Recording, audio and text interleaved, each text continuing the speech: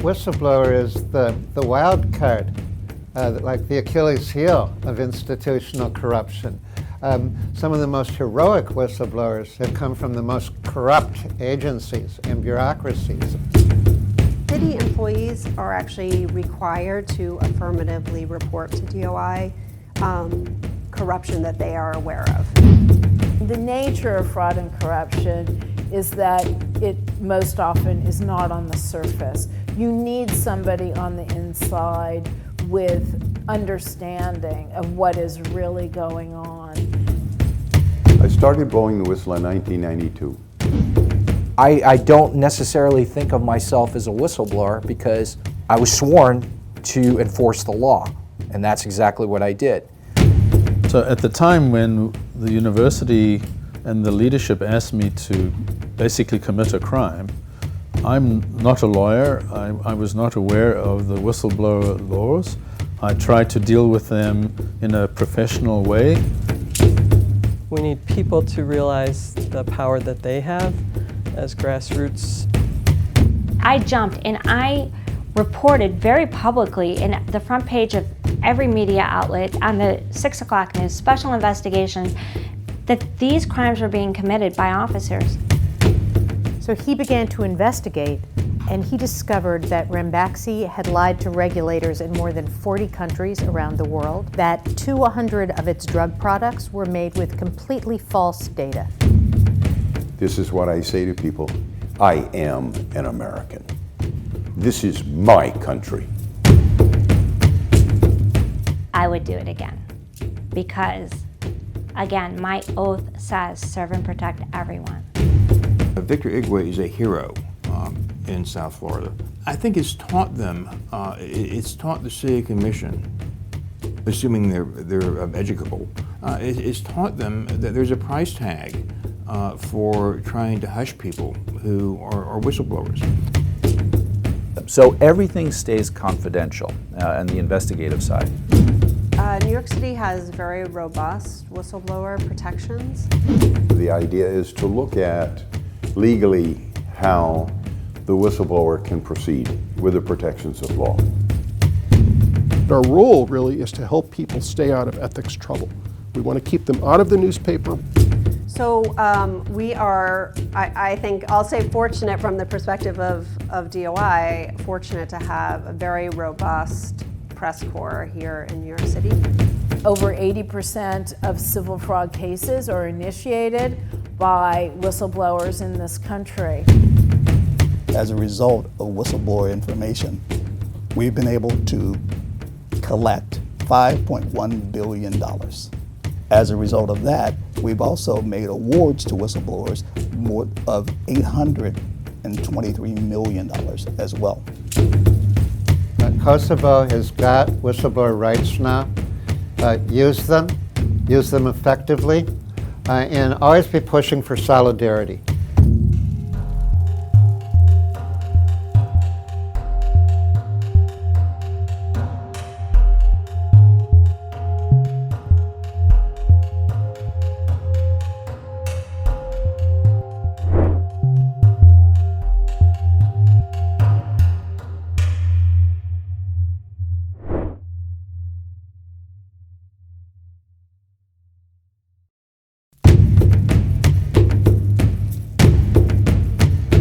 Votojmë tekstin e projektisë në tërësime amendamentet e miratuara, votojmë tash. 71 deputet kanë votuar, 71 për. Komendi e miratoi ligjin numër 06/085 për mbrojtjen e sinjalizuesve.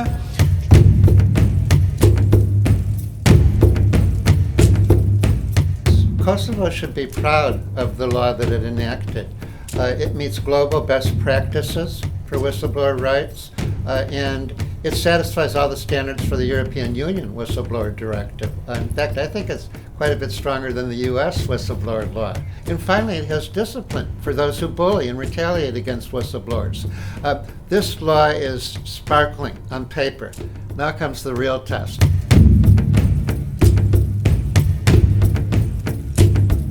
Ligji për sinjalizuesit në Kosovë është miratuar në dhjetor 2018 nga Kuvendi i Republikës së Kosovës, i cili ka për qëllim që të mundsoj sinjalizimin në sektorin publik dhe në sektorin privat dhe po ashtu që të mbrojë sinjalizuesit. Ky ligj nga ekspert vendor dhe të huaj është vlerësuar tejet i avancuar për mbrojtjen e sinjalizuesve, të cilët janë shumë të rëndësishëm në luftimin e veprimtarive të kundërligjshme dhe veprimtarive korruptive. Sidoqoftë, ky ligj, sikurse edhe ligjet e tjera, nuk do të arrijë qëllimin e tij nëse nuk zbatohet në praktik, fenomen ky me të cilin përballet Kosova.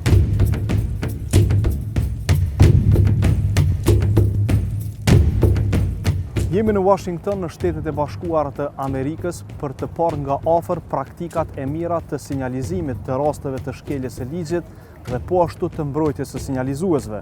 Do të dokumentojmë praktikat e mira të sinjalizimit të rasteve nga vetë sinjalizuesit dhe të gjithë akterët e tjerë të rëndësishëm në Shtetet e Bashkuara të Amerikës.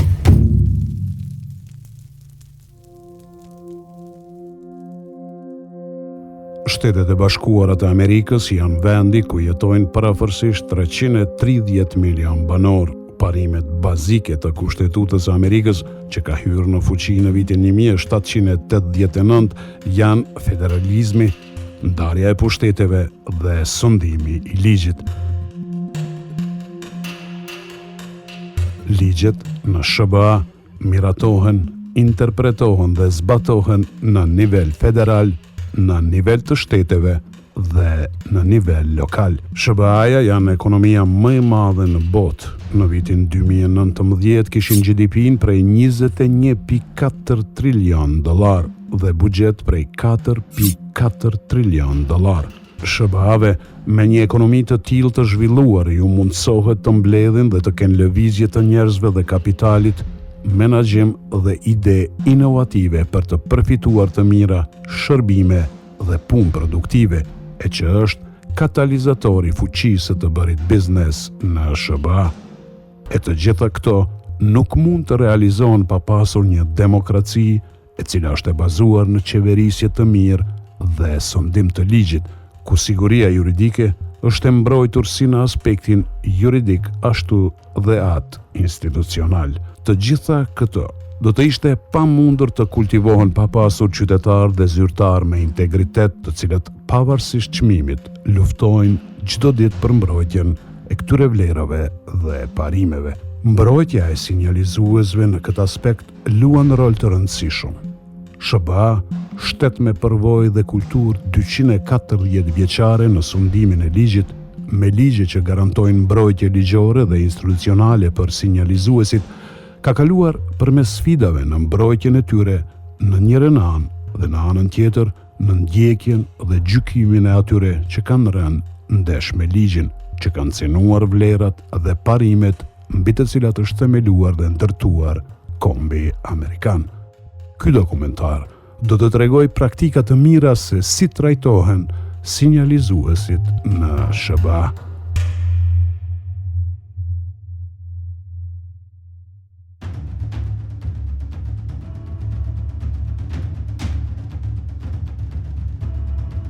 Në Washington DC, aktivitetin e saj e ushtron organizata jo qeveritare quajtur Projekti i Llogaridhënies së Qeverisë. Mision ka promovimin e llogaridhënies së qeverisë dhe korporatave përmes mbrojtjes së sinjalizuesve, promovimin e lirisë së shprehjes dhe fuqizimin e aktivizmit qytetar. E themeluar në vitin 1977, projekti është organizat lidere në avokimin dhe mbrojtjen e sinjalizuesve në SBA. Tom Divine është drejtor ligjor i projektit të llogaridhënies së qeverisë. Ai punon në këtë organizatë që nga viti 1979, duke ndihmuar dhe mbrojtur mbi 8.000 sinjalizues. Prej vitit 2006, Tom Divine nuk ka humbur në asnjë rast të përfaqësimit të sinjalizuesve, duke fituar numër të madh të rasteve në gjykatat e apelit dhe në gjykatën supreme të SBA-ve. Divine ka udhëtuar në 36 vende të botës në organizimin e kampanjave vetëdijsuese, mbrojtjen e ligjeve për sinjalizues dhe promovimin e të drejtave të tyre. Divine ndryshe njihet edhe si ambasador I sinjalizuesve. Our role is to help whistleblowers translate their knowledge into effective communications that'll turn the truth into power. We help coach them to get right down to the facts of the abuse of power and not distract with information that won't be helpful to make a difference. We serve as basically press secretaries for the whistleblowers to find media outlets that'll get their knowledge out to the public because that's the lifeblood for accountability, is the public knowing that their trust has been betrayed. Our advocacy is serving as information matchmakers between the isolated whistleblower and all the institutions in society that should be benefiting from their knowledge if they only knew what was being done in secret. Well, the whistleblower is the wild card, like the Achilles heel of institutional corruption. Some of the most heroic whistleblowers have come from the most corrupt agencies and bureaucracies. And that's what makes them so special, is no matter how repressive or how corrupt a tyrant may be, they can never predict the human factor. That for someone they'll say, I can't live with this. And they fight back. And then organizations like ours help them to fight back effectively and turn the truth into power. Divine thot se sinjalizues janë ata që gjithmonë e thonë vetëm të vërtetën, për të cilën duhet të posedojnë prova për të provuar sinjalizimin e tyre. Si organizat, ai thot se të gjitha rastet e sinjalizuesve I testojnë. If you go too early, and we don't have all the evidence that you need, or you could be discredited, then it'll be better to remain silent because all that you accomplish is to ensure retaliation against yourself, and the people who are abusing their power will be stronger in the aftermath of defeating you. So we have to know that this is something where you're going to finish what you started, and you got the evidence to win. And if we're convinced on those, then you pass the course and we're ready to take you. Divine thot se falë sinjalizuesve ka ndryshuar rrjedha e historisë për të mirën publike. Well, I think that Mr. Snowden's disclosures of blanket illegal domestic surveillance were very significant. It kind of meant that Big Brother had moved into every family in the United States home who had a telephone or a computer. And thanks to him, we passed the USA Freedom Act. But he's hardly the only one. The FDA doctor who got the drugs off the market that had killed 50,000 people. They were supposed to be a super painkiller, but they were really a killer painkiller.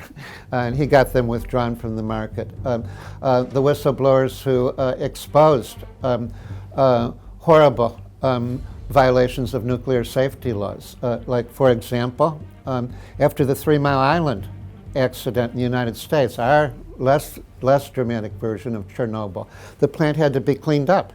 And so it was full of radioactive materials. And the big assignment was to pick up the 270-ton reactor vessel head, which was the molten rubble of what was left of the inside of the reactor.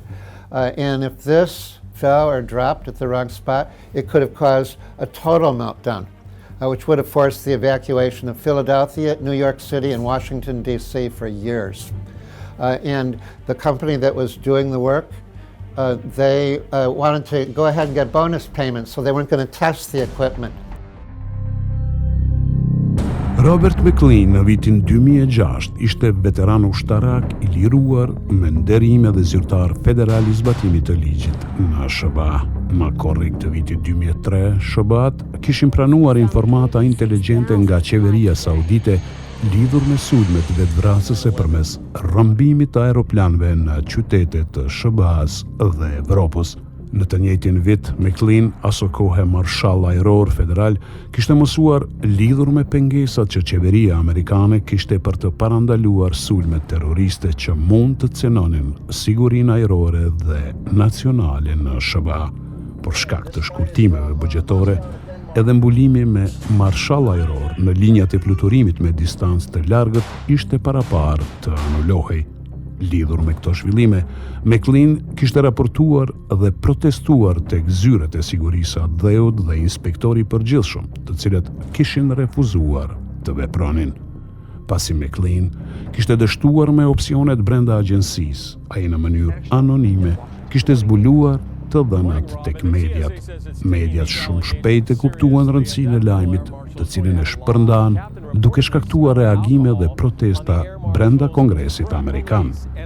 Brenda 24 orësh prej publikimit të lajmit dhe 5 ditë para zbatimit të planit për eliminimin e mbulimit të linjave ajrore me marshall federal, Administrata e Sigurisë së Transportit kishte anuluar atë vendim dhe kishte sqaruar publikun se ky kishte qenë kinse një gabim. Administrata e Sigurisë së Transportit menjëherë kishte filluar hetimet lidhur me këtë rast ndaj McLean, i cili në vitin 2005 ishte vendosur në pushim administrativ. Sulmet ndaj tij kanë vazhduar gjatë tërë vitit, derisa në vitin 2006 ai ishte shkarkuar nga pozita me arsyetimin se kishte zbuluar informata. After the TSA figured out that I had gone on television about discussing the lack of our anonymity and everybody knowing who we are on the plane, of course, if the passengers know who we are, the terrorists know who we are. I went in and spoke to, I was called in by internal affairs agents who asked me, are you the guy who's whistleblowing on the agency? And I told them, yes, I am. And not only what I'm proud of what I did, but I'll do it over and over again. They retroactively designated my whistleblower disclosure with an unclassified information marking, and that's how they were able to fire me. So I said that's wrong. Tom Devine said that's completely illegal. You can't fire somebody for something that is not in violation of law. And I beat them in the U.S. Court of Appeals for the Federal Circuit. The first time I beat them 3-0, and then the government appealed that decision to the same court, but they went to all 10 judges, and all 10 judges voted against the government. So I won 10-0. Henry Kerner, the special counsel, he agreed, and he referred my whistleblower disclosure that he reopened from 13 years prior. I'm sorry, it was 11 years prior that his previous leadership closed it. He referred it to the Department of Homeland Security Secretary for a full investigation. 10 months later, Congress agreed with Mr. Kerner and passed a law that mandated secondary barriers behind cockpits. Well, Mr. McLean is another whistleblower who's changed the course of history. Mr. McLean proved that. He almost single-handedly prevented the government from abandoning our defenses during something that would have been far, far worse than 9/11. I don't necessarily think of myself as a whistleblower because I was sworn to enforce the law, and that's exactly what I did. Devine thot se pavarësisht sfidave të mëdha si sinjalizues, McLean do të fitojë betejat ligjore, të cilat deri më tash i ka fituar me sukses. Dr. Frederick Whitehurst është një ndër sinjalizuesit e parë që ka pasur ndikim në ndryshimin e drejtësisë penale në SBA.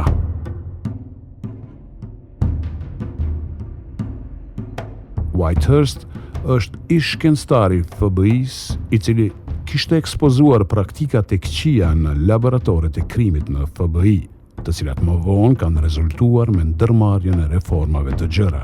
Në vitin 1994, ai kishte raportuar shqetësimet e tij brenda institucionit të FBI-s lidhur me ndryshimin e raporteve dhe dëshmive brenda laboratorit të FBI-s, si dhe dhënien e dëshmive para gjykatave në Shtetet e Bashkuara nga ekspertë FBI-s jashtë fushave të ekspertizës së tyre. Kur mbikëqyrësit e tij kishin dështuar të ndërmarrin masa, ai shqetësimet e tij kishte adresuar tek Departamenti i Drejtësisë. Pas kësaj, Dr. Whitehurst ishte ballafaquar me sulme nga FBI, duke kritikuar ashpër denoncimin e tij, duke sulmuar kredibilitetin e tij dhe në fund fare duke e shkarkuar atë. Pas një beteje 10 vjeçare gjyqësore, Departamenti i Inspektoratit të Përgjithshëm kishte ardhur në përfundim se duhet të ndërmerren reforma të mëdha në mënyrën se si funksionojnë laboratorët e FBI-s dhe se ishte vërtetuar se në mbi 90% të rasteve përdorimi i analizave të flokëve ishte jo i saktë. Dr. Whitehurst ishte dëmshpërblyer si sinjalizues në shumën prej $1.166.000 plus $258.580 për shpenzimet e avokatit. Whitehurst më vonë ka themeluar projektin e mjekësisë ligjore në Qendrën Kombëtare të Sinjalizuesve dhe kishte iniciuar ligjin për lirinë e informacionit që ka rezultuar me një hetim në laboratorët e FBI-s, që kishte detyruar FBI-n të rishikojnë 20.000 raste të analizave të flokëve, ndryshim të vendimeve të shpallura më herët e të tjera. I entered the FBI laboratory in 1986. I had spent 4 years before that as a criminal investigator in the field. I was an FBI agent. As I entered the laboratory, I saw that it was not a proper scientific laboratory. For instance, my laboratory reports were changed by one man for 5 years without my knowledge or authorization, and he would go to court and testify. I thought not having proper validated protocols, methods of achieving data was inappropriate, and I raised those issues with my management. A certain level of my management agreed with me, but we didn't do anything. Until 1997, I was actually working in the laboratory. And I wrote, over that period of time, 237 letters to the U.S. Department of Justice Inspector General. My longest letter with attachments was about 600 pages. Knowing who I am, the response then became harassment. Some issues like the brakes on my car went out twice in 90 days. My house was broken into 5 times, though nothing was stolen. My wife worked at the FBI. The both of us heard harassing comments. I was removed from my area of expertise, which was terrorism investigation, explosive analysis. Oh, well, you know, freedom, again, sir, is not free. Unbeknownst to me, I was a simple scientist who said, I want my work to be good. There were policymakers elsewhere who were saying, this will give us the introduction to overpower the bunker that the FBI has built around it to go in and set precedent for review of the FBI. And they're good people, but just like all of us, they need to be accountable. Someone needs to be able to see what's going on. I think recently we've seen in the news all this turmoil about the FBI. That turmoil is because we can now review the Federal Bureau of Investigation. They are our servant, we are not their subjects. And so I think that came out of Cohen Colapinto being willing to fight the biggest lion in the zoo. And so I think that was the main effect of my blowing the whistle. This is what I say to people, I am an American. This is my country.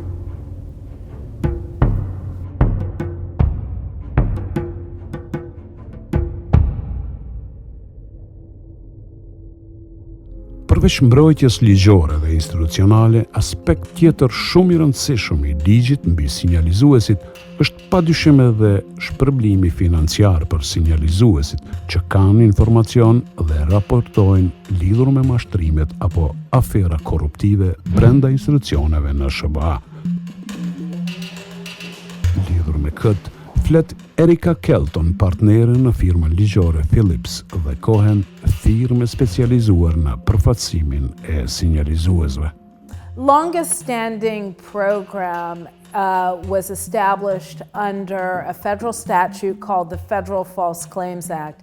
It actually has been around since the mid-19th century.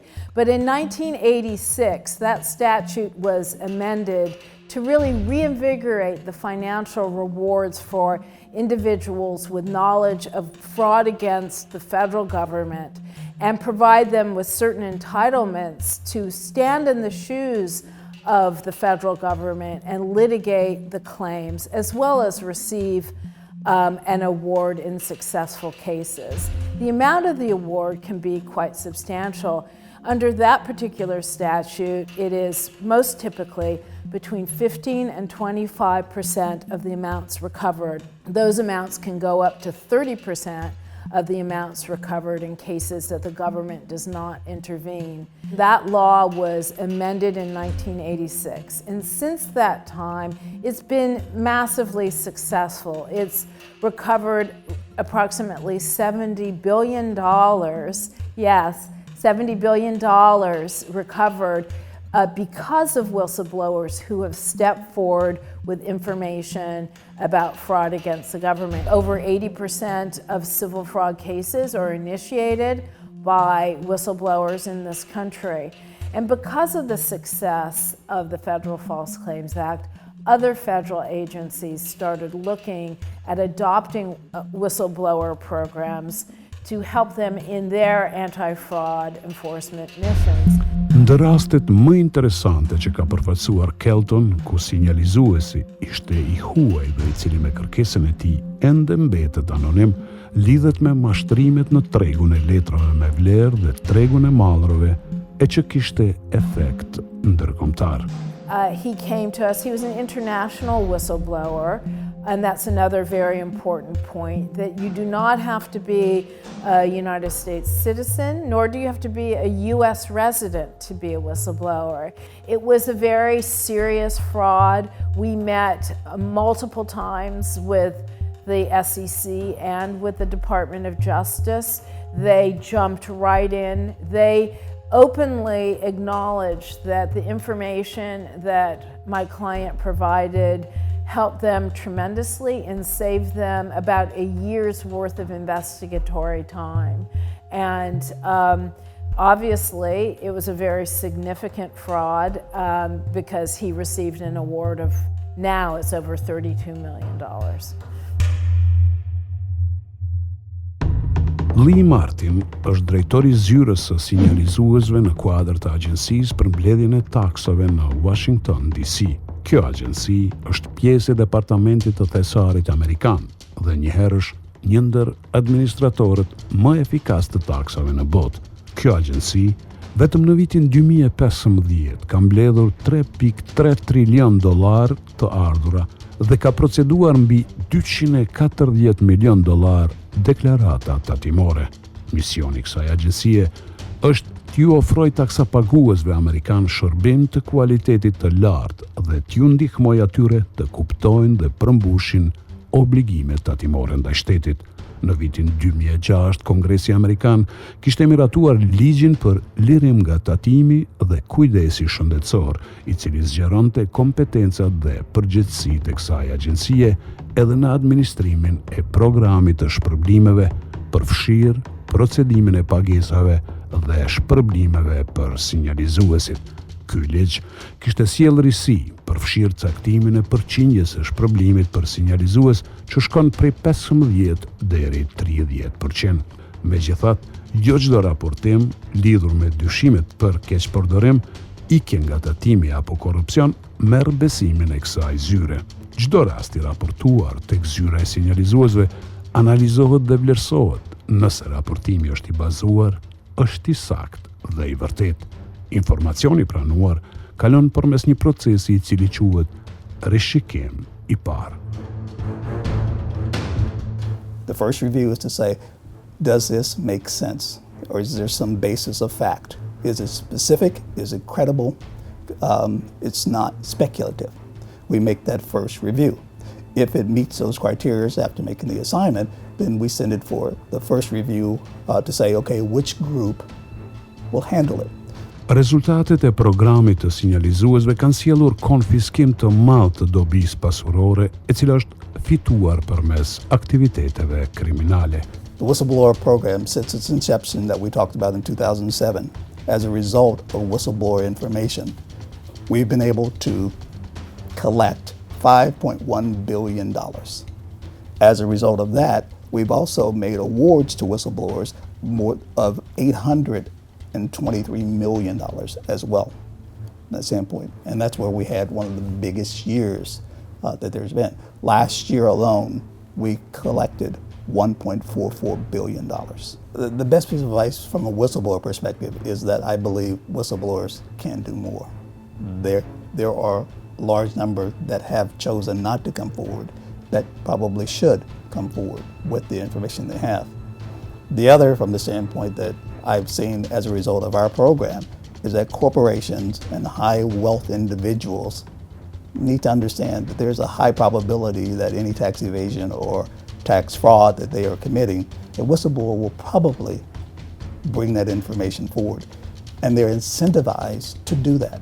At a 15 to 30% reward of whatever we collect, there is incentive to do just that, to bring that information forward so that we can act upon it.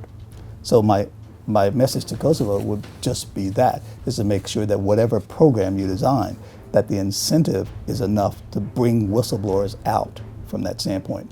We are there. I believe our program is actively working and successful from that. And that 15 to 30% reward does that. The other factor behind it is that there is no cap.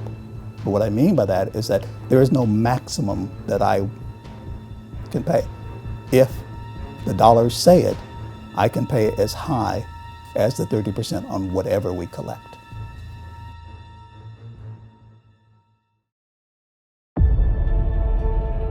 Chicago dhe Los Angeles prinë në SBA me numrin më të madh të zyrtarëve publik të dënuar për vepra penale korruptive federale. Nga vitin 1976 deri në vitin 2017, Chicago ka 1731 të dënuar, pasuar nga distrikti i Kalifornisë me 1534, Manhattan me 1327, Miami 1165 dhe Washington DC me 1159 zyrtarë të dënuar.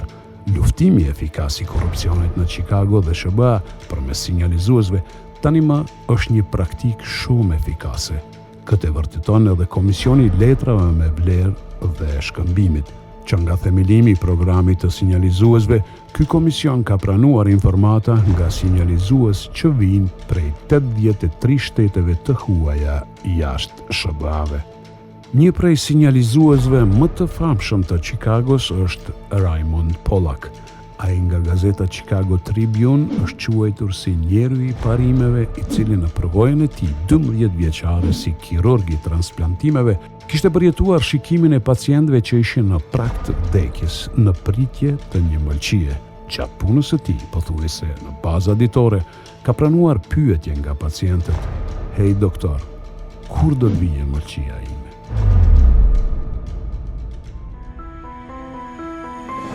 Vetëm gjatë vitit 1997 në SBA, 1200 amerikanë kishin vdekur në pritje të donacionit për mëlçi. Ligjet në SBA mundsojnë transplantimin e mëlçisë. Spitali në të cilin kishte punuar Pollack kishte siguruar pagesa në vlerë prej $250,000 për transplantim të mëlçisë tek pacientët. Në vitet 90 në Chicago, mënyra e transplantimit të mëlçisë kishte filluar të quhet edhe si mënyra e Chicagos në të bërit biznes, derisa Pollack i kishte listuar pacientët të cilët ishin në prag të vdekjes me status 1 si rastet më me prioritet. Doktorët e tjerë këto lista i kishin ndryshuar duke i vënë këta pacient në lista me statusin 2 si raste më pak urgjente. E me këtë mënyrë të bërit biznes nga kolegët e tij në spitalin e Universitetit të Illinois në Chicago në dëm të pacientëve, nuk ishte pajtuar Pollack, i cili edhe kishte ngritur zërin si sinjalizues kundër praktikave të tilla. So it was with some shock in the late 1990s, in about 1996, 1997, when I was called into the office of the dean, who is the chief of the medical school and the hospital, to be told that it was my job to ensure that for the financial success of our liver transplant program, I should violate those rules that were made by myself and my colleagues sitting in Washington and working with UNOS and the federal government. What they asked me to do was to take people who didn't need to be in the hospital from the home and put them in the hospital and then fraudulently testify on the paperwork that these people were so sick that they needed a liver ahead of other people who were also waiting, so-called jumping in the line in the front of the line. When I said to the dean that this was illegal, that if we were found out that I would very likely be prosecuted and go to jail, they told me that this is the Chicago way of how you do things in Chicago, and it was my job to make sure that our patients got preferential treatment, better than patients waiting in other parts of the city of Chicago. I said, I cannot do that. So this battle continued for 1 year like this, backwards and forwards, between me and my boss and the dean of the medical school. And after about a year, I get a letter saying that because I am not with the business plan of the medical school and the hospital, they are going to push me to the side and put somebody else. After listening to my story, the U.S. Attorney then said, prove to us that what you are saying is true. Once they had the information, the U.S. Attorney then went to the universities and said that we have information that you are defrauding the government of the United States, and you can either fight this battle in court or you can pay damages, and you have to reinstate Dr. Pollack to his former position, giving me back my salary, giving me back my office, and whatever positions I held before they started to act in a very hostile way towards me. This process took about 7 years to resolve. So what happened with those individuals, like the dean of the medical school, initially there was no action taken against him until the medical students at the University of Illinois demanded that some action be taken against those individuals in the university who were the cause of all of this problem. And so they had a meeting of the medical students. The medical students then got themselves together to sign a petition demanding that the university remove the dean and the vice chancellor for health from their positions. And eventually, after an investigation, those individuals were fired and lost their jobs.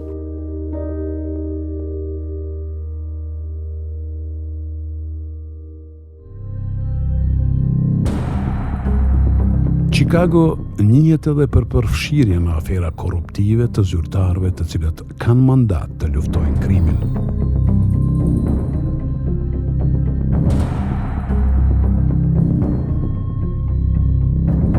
Ish policia hetuese Shannon Spalding dhe partneri i saj, Danny Echeverria, shquhen për integritetin e tyre në policinë e Chicagos. Ata kishin sinjalizuar për policët e korruptuar të divizionit të krimit të organizuar të departamentit të narkotikëve të policisë së Chicagos. Spalding kishte marrë informata të besueshme për policë të korruptuar të cilët mbronin dilerët, udhëheqnin kartelet e narkotikëve dhe gjithashtu merrnin taks nga të njëjtët që t'i lejonin të tregtonin lirë shumë narkotik në Chicago. Këta policë ndërtonin çështje të rreme dhe të pabazuara ndaj atyre që nuk iu paguanin taksat. Spalding dhe Echeverria kishin sinjalizuar shefat e tyre lidhur me policët e korruptuar, por ndaj tyre nuk kishin filluar hetimet asnjëherë. Të dy kishin vendosur ta njoftonin edhe FBI-n, me të cilët punuan fshehurazi për 2 vjet. Puna e fshehtë çoi në akuza federale kundër Rështerit Watts dhe njërit nga oficerët e tij, Kallat Muhamed, e të cilët u arrestuan në shkurt të vitit 2012. Watts u dënua me 22 muaj burgim, kurse Mohamed u dënua me 18 muaj. Pas arrestimeve në policinë e Chicagos si rezultati i sinjalizimit, janë hapur rreth 500 dosje të personave ndaj të cilëve besohet se policët e korruptuar të Chicagos kishin ndërtuar çështje të rreme dhe të pabazuara dhe rreth 100 prej tyre tashmë janë shfaqsuar. Well, I was an undercover Chicago police officer working in the city of Chicago on the south and west side. And I was working with my partner, Danny Echevarria, and during the course of our undercover narcotic buys, we would apprehend the offender who would sell the narcotics to me. During these interviews with the offender, information began to consistently surface that alleged that some of our fellow officers were actually not only engaging in, but running the narcotics drug enterprise on the south and west side of Chicago. We notified the police officials, the Chicago police officials, hoping that they would legitimately investigate this, but much to our dismay, we found out that the police department, the Chicago Police Department, had not only been aware of allegations like this for years, but they did absolutely nothing to stop it from continuing. My partner Danny and I, we went to the FBI, and we did so on our own time to say, these allegations are very serious. They've been going on for a very long time, and they involve very serious crimes. I jumped and I reported very publicly in the front page of every media outlet on the 6 o'clock news, special investigation, that these crimes were being committed by officers. But think about it. They were being committed for 15, 16, 17, 18, 19 years, and everyone remained silent. Everyone. What about the thousands and thousands of officers that knew about it?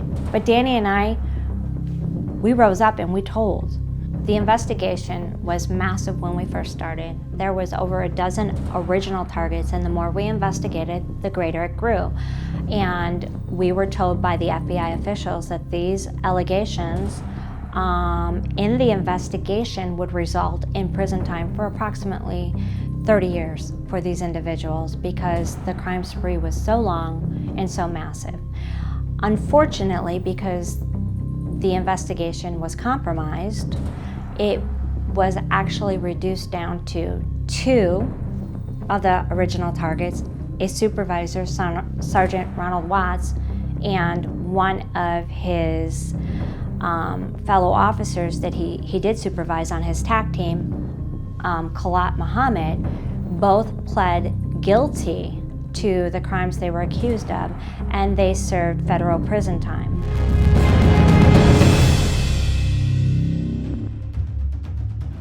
Joe Ferguson është inspektori përgjithshëm në qytetin e Chicagos, e cila zyrë ka për mision promovimin e efikasitetit, efektivitetit dhe integritetit e funksionimit të agjensive qeveritare në qytetin e Chicagos. Puna dhe efikasiteti i inspektorit të përgjithshëm varet nga qytetarët apo zyrtarët të cilët raportojnë sjelljet e pahishme apo keqpërdorimet eventuale të agjensive qeveritare në qytetin e Chicagos, të cilat pastaj hetohen nga zyra e inspektorit të përgjithshëm.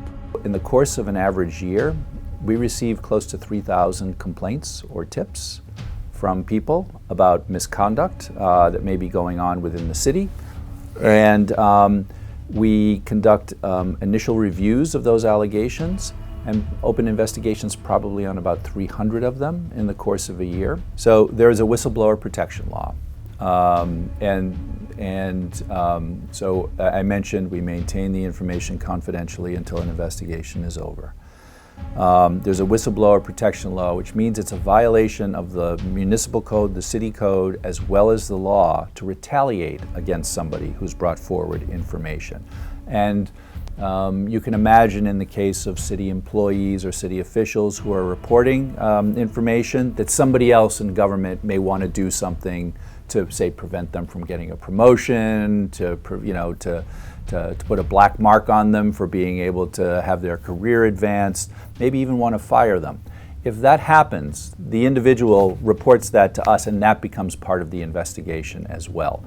Inspektori i përgjithshëm Ferguson tregon një shembull të bashkëpunimit të mediave dhe sinjalizuesve. Mediat në Chicago kishin publikuar një hulumtim mbi programin e funksionimit të kamerave të qytetit, të cilat ishin keq përdorur nga drejtuesit e kompanisë dhe zyrtarët e agjencisë që kanë drejtuar programin për qytetin. And they found a few things, but they reported that out.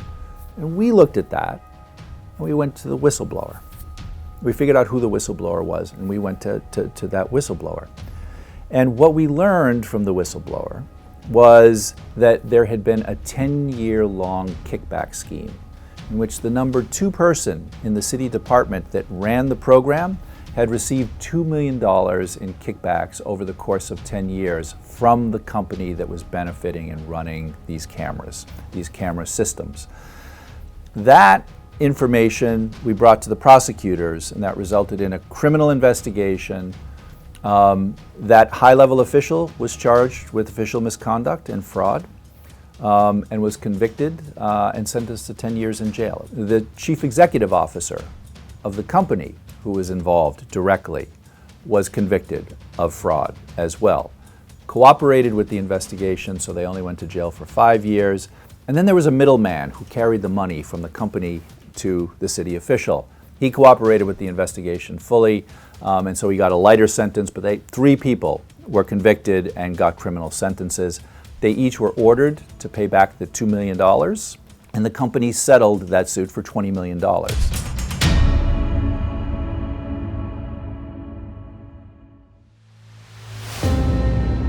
Qyteti New York në shtetin e New Yorkut është qyteti më i populluar në Shtetet e Bashkuara të Amerikës, me një popullsi prej mbi 8 milion banorësh në një hapësirë prej vetëm 784 km². Administrata publike në qytetin e New Yorkut është e përbërë nga më shumë se 300.000 zyrtar publik. Në kuadër të qytetit të New Yorkut ekziston Departamenti i Hetimeve i themeluar qysh në vitin 1873 si një ndër agjencitë ligjzbatuese më të vjetra në tërë Shtetet e Bashkuara të Amerikës. Departamenti i Hetimeve ka jurisdiksion dhe autoritet të gjerë në hetimin e keqpërdorimeve eventuale në mbi 45 agjenci apo institucione publike që operojnë në qytetin e New Yorkut. So we're fortunate that we have a huge mandate, a really broad mandate, that DOI has jurisdiction over corruption, waste, fraud, abuse of authority in every city agency, every city employee, which in New York City is over 300,000 employees, and as well as every city contract. So what that means is that we can investigate both criminal activity by individuals or elected officials or agencies. Po ashtu, ligjet e qytetit të New Yorkut i obligojnë zyrtarët publik që në çdo rast kur hasin apo dyshojnë afera korruptive të raportojnë këto dukuri tek Departamenti i Hetimeve. Në vitin 2012, qyteti i New Yorkut ka avancuar legjislacionin në fushën e mbrojtjes së sinjalizuesve, duke i ofruar mbrojtje edhe më të madhe ligjore dhe institucionale. So city employees are actually required to affirmatively report to DOI corruption that they are aware of. And that's very unusual also, I think, that it is not only that if we approach you and say, hey, sir, we would like to interview you, that you have to cooperate and be truthful, but really under city law, you have an affirmative obligation to call us. And in fact, just today, we had an arrest this morning related to an example of that, where a Department of Buildings inspector was out on a construction site that had been reported by a member of the public, investigating an allegation of construction work that was happening without a permit. The contractor on the site offered the inspector a bribe to not write a violation for unpermitted work. And the inspector immediately left, placed a call to us at DOI and said, I've just been offered a bribe and I'm reporting it. And our investigators responded, wired up the inspector as I am, and sent him back to take the bribe, to pretend to take the bribe. And we were able to make an arrest out of that situation just today. So although on a small scale, I think that's really an example of how not only by law, but also hopefully by culture, that we encourage city employees to affirmatively report corruption to us, and that happens every day. Mbrojtja e sinjalizuesve luan rol të rëndësishëm në ekspozimin dhe raportimin e korrupsionit. So New York City has very robust whistleblower protections. They are protected from any kind of retaliation in their job.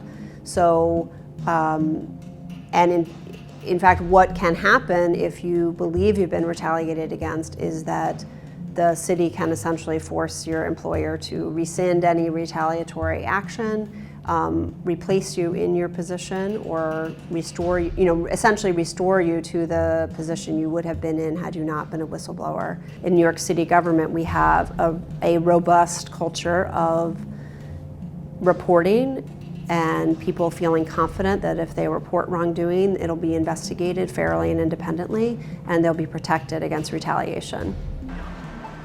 Shqiptimi I dënimeve me burgim efektiv ndaj personave të dënuar jo çdo herë arrin qëllimin e dënimit ndaj kryesit të veprës penale. Shtetet bashkohore, me qëllim të shkatërimit të rrjeteve kriminale, rëndësi I kushtojnë sidomos konfiskimit të pasurisë së fituar përmes aktiviteteve kriminale dhe kompensimit të viktimave të krimit. In the United States, both in the state criminal system and the federal criminal system, there's really 3 different kinds of financial penalties. So there's a fine, which is a sort of pure penalty. You, sir, are convicted of this crime, and as part of your punishment, you have to pay a fine. And that number can be unrelated to the amount of money that is part of the crime. It's purely a punitive punishment measure. There's restitution, which is a kind of financial penalty that is about giving money back to the victims. So if you steal from identified victims, whether that's the city or your workers in the case of like a prevailing wage case, the court can order restitution, which means you and any of your assets or anything can be taken to give the money that you stole or that you took wrongfully back to your victims. And then a third kind of financial penalty is called forfeiture. And forfeiture is about retrieving ill-gotten gains. So if you, the wrongdoer, made money from your criminal activity, forfeiture is about sucking back that money so that you don't profit from criminal activity.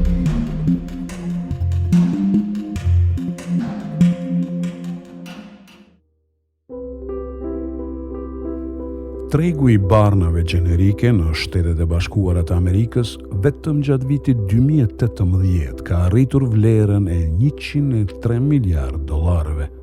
Në SBA, barnat gjenerike kanë shënuar ngritje substanciale në prodhimin e tyre, pasi ato janë më pak të kushtueshme se sa barnat e brenduara dhe nuk kërkojnë hulumtime të gjëra dhe testimin e tyre. Në SBA ka pasur ngritje të aprovimeve të përdorimit të barnave gjenerike. Sipas hulumtimeve të bëra gjatë vitit 2019, pritet që vlera në tregun amerikan lidhur me këto barna të arrijë në mbi $190 miliardë, me një rritje prej 10% çdo vit deri në vitin 2024. Në një treg prej qindra miliarda dollarëve, rriten mundësitë dhe kërkesat për mashtrime endemike të kompanive të ndryshme që selin e kanë jo vetëm në SBA, por edhe Indi dhe Kinë. Këto mashtrime janë shpjeguar në librin Bottle of Lies, Shishja e mashtrimeve, të autorës Catherine Eban.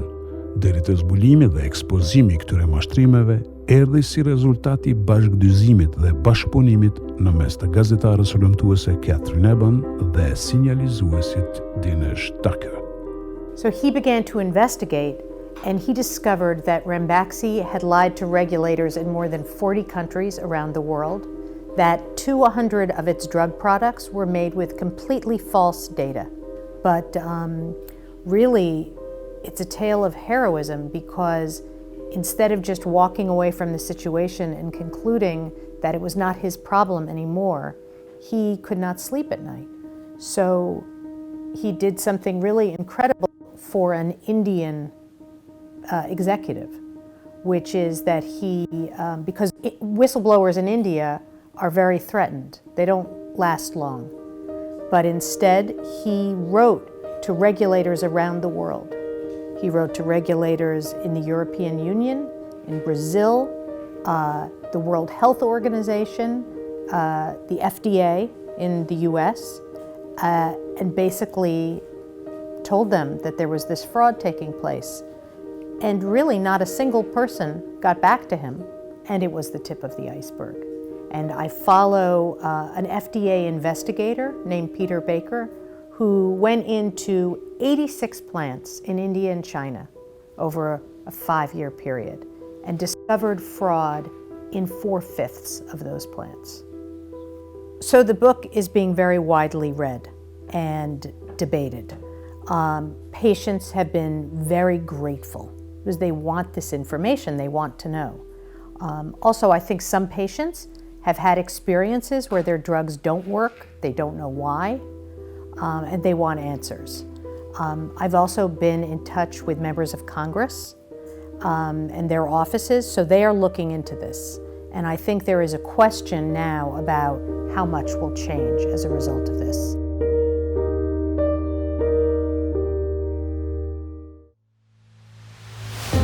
William Amlong është një ndër 6 avokatët që në Miami mbrojnë sinjalizuesit. I njëjti për 8 vjet me radhë përfaqëson sinjalizuesin Victor Igwe në një luftë ligjore kundër qytetit të Miamit. Sinjalizuesi Igwe, doktor shkence në kontabilitet, në vitin 2000 ishte emëruar auditori përgjithshëm në qytetin e Miamit. Ky qytet kishte bonë në vlerë prej $153 milion që përpiqej të lëshonte në qarkullim në Wall Street. Lëshimi i bonave komunale paraqet mashtrim nëse qyteti është në falimentim, nëse nuk është solvent dhe nuk ka mundësi pagese, situatë në të cilën gjendej Miami aso kohë. Qyteti i Miamit, me qëllim që të dukej financiarisht i qëndrueshëm, edhe pse ishte i falimentuar, kishte marrë para nga fondet e planifikuara për riparimin e rrugëve, kanalizimeve, ndërtimin e shkollave, rritjen e numrit të zyrtarëve policor, mjetet të cilat i kishte derdhur në të hyrat e përgjithshme për të paguar pagat me to. Në fillim të mandatit të dytë, Dr. Igwe gjatë gjithë kohës kishte postuar në internet raporte për mashtrimet dhe mënyrën e shpenzimeve të miliona dollarëve nga qyteti i Miamit. Qyteti, duke mos dashur të tërhiqte shumë vëmendje me shkarkimin e tij, vetëm ja kishte ndryshuar pozitën dhe kishte filluar hetimet. Pasi kishte përfunduar mandatin, ndaj tij ishin ngritur edhe akuza. Igwe, përmes avokatit Amlong, e ka paditur qytetin e Miamit si sinjalizues, status të cilin gjykata e shkallës së parë nuk ja kishte njohur. Por, gjykata e apelit e kishte prishur vendimin e shkallës së parë dhe ja kishte njohur statusin e sinjalizuesit, duke e kthyer rastin në rivendosje. Plot 8 vjet kishte zgjatur procesi gjyqësor, derisa Igwe kishte marrë vendimin e parë me të cilin qyteti i Miamit obligohej ta kompenzoj me $936,000, duke përfshirë edhe shpenzimet e avokatit. Gjithashtu, qyteti i Miamit kishte pranuar një vendim gjobe prej $1 milion nga Komisioni i Letrave me Vlerë dhe Këmbimit për mashtrim me aksione, duke u deklaruar si solvent edhe pse s'ka qenë i tillë. Victor Igwe is a hero in South Florida. The judge will give him even more going forward because under Florida's Whistleblower Act, he is entitled to, number one, back pay, number two, emotional distress damages, and number three, to either be reinstated or to get front pay until he would retire. He's not going to be reinstated because they have a new Auditor General down there who is far better behaved than Mr. Igwe was, and is not exposing the city like Mr. Igwe did, and will likely keep his job longer than Mr. Igwe did. I think it's taught them, it's taught the City Commission, assuming they're educable, it's taught them that there's a price tag for trying to hush people who are whistleblowers. And the important thing here, one of the important things about Florida's Whistleblower Act is that it provides for attorney's fees. This lets whistleblowers go out and find lawyers who know that if they win, they're going to get paid. And they're going to get paid a fair hourly rate for this.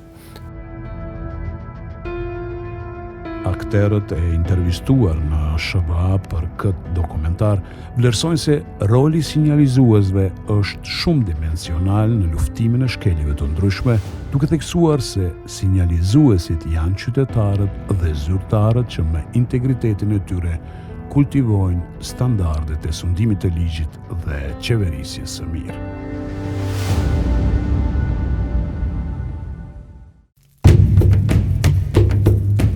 You know, by and large, in my experience, individual whistleblowers are extremely loyal people. They're loyal to their companies and to the communities of people that they belong. So, first of all, I think it's important to emphasize the motivation of whistleblowers. I mean, whistleblowers are people who cannot sleep at night when they know that there is corruption in their institutions that could be potentially harming somebody. The media is very glad to hear your noise, but tomorrow they will be glad to hear someone else's noise. You have to do it by the law. As the whistleblower, my blowing the whistle, I believed and I believe today in the law. You must obey the law. And there are ways to do that.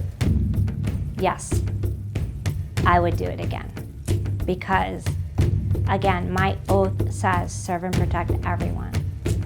It doesn't say serve and protect and cover up for you if you're a cop. If you have a badge, I don't prosecute you. If this had to be done all over again, would you still be a whistleblower? And the answer is yes, I would. This is what I say to people. I am an American. This is my country. Kosovo has got whistleblower rights now. Use them effectively, and always be pushing for solidarity.